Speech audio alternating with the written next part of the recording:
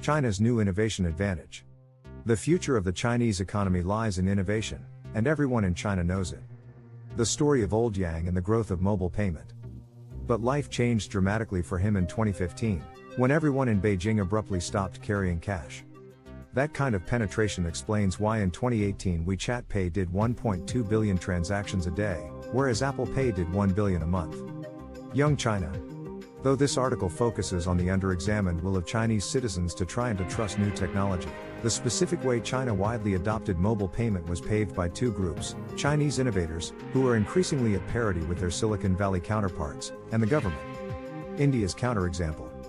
Most observers write off China's high rates of mobile payment adoption as the result of leapfrogging, that is, modernizing so recently and so quickly that the country has been able to skip some of the cumbersome stages of technological development that the United States had to live through. So let's compare it for a moment with China. Closing the innovation gap. Pay attention. If China is any guide, those companies could be headed for a Kodak moment, as when Kodak, in response to the emergence of the digital camera, read the future wrong and made the disastrous decision to define itself as a film rather than a photo company. The Shanghai skyline in 1989, top, and today. Up your imitation game.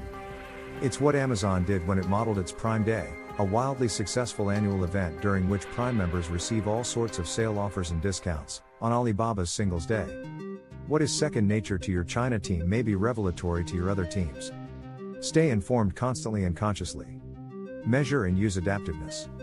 Deeper behavioral testing of attitudes toward newness, change, and adaptation across countries and age cohorts would be a strong start, as would a closer focus on populations that, like China's, have been forced to adapt on a grand scale to keep up with the times. Optimize your comparative strengths.